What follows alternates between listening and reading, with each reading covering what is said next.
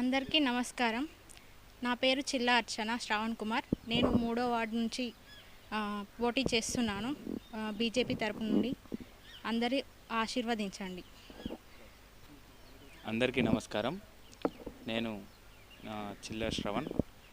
నేను ఈ 3వ వార్డు మా అభ్యర్థిగా మన భార్యని బరిలో ఉంచడం జరిగింది. అదేవిధంగా ఈరోజు నేను కానీ మా భార్య కానీ పోటీలో ఉండడానికి కారణం ఏంటంటే, గతంలో బీఆర్ఎస్ ప్రభుత్వం కానీ ఇప్పుడున్నటువంటి కాంగ్రెస్ ప్రభుత్వం కానీ ఈ వార్డు పరంగా ఎట్లాంటి అభివృద్ధి పనులు చేయకపోవడం, అదేవిధంగా యువతలో కూడా ఏ రోజు కూడా ఈ 5 సంవత్సరాల కాలంలో ఎలాంటి అభివృద్ధి పనులు నిర్వహించకపోవడం, అదేవిధంగా డ్రైనేజీలు కానీ, సీసీ రోడ్స్ కానీ, అదేవిధంగా స్ట్రీట్ లైట్స్ కానీ, తర్వాత పారిశుద్ధ్యంగా కానీ ఎలాంటి డెవలప్మెంట్ లేకపోవడం చాలా బాధాకరం.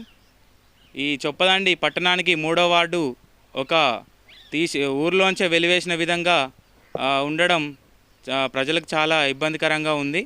ఎందుకంటే చొప్పదండి పట్టణంలో చూసుకున్నట్లయితే కొన్ని వివిధ వార్డులు ఎంతో అభివృద్ధి జరిగాయి. కానీ ఈ చొప్పదండిలో 3వ వార్డు మాత్రం అసలు అభివృద్ధికి నోచుకోకుండా చొప్పదండి పట్టణం నుండే వెలివేసిన విధంగా ఉండడం చాలా బాధాకరం. ఈ చొప్పదండి ప్రజలు కూడా మార్పు కోరుకుంటున్నారు. యువతను గెలిపించుకొని వారి యొక్క వార్డుని డెవలప్మెంట్ చేసుకోవాలని వారు భావిస్తున్నారు. కాబట్టి మేము ఈ వార్డులో ఈసారి పోటీ చేయడానికి భారతీయ జనతా పార్టీలో గత 5 సంవత్సరాలుగా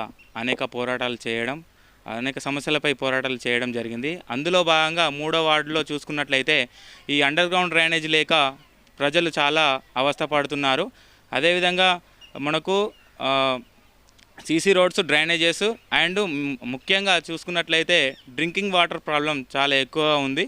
డ్రింకింగ్ వాటర్ ప్రాబ్లం ద్వారా చాలామందికి 3వ వార్డుల ప్రజల్లో ప్రతి ఒక్క ఇంటిలో కిడ్నీ స్టోన్స్ ప్రాబ్లం అనేది ప్రతి ఒక్క ఇంటిలో ఉండడం చాలా బాధాకరం.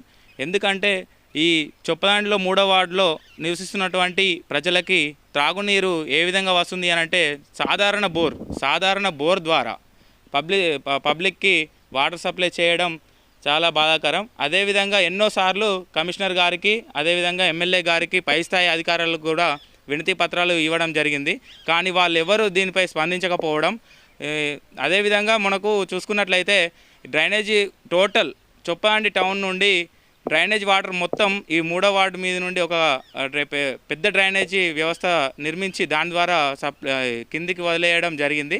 కానీ దాన్ని యొక్క జీవితాలు అంత తొందరగా మెరుగుపడతాయని భావిస్తున్నారు.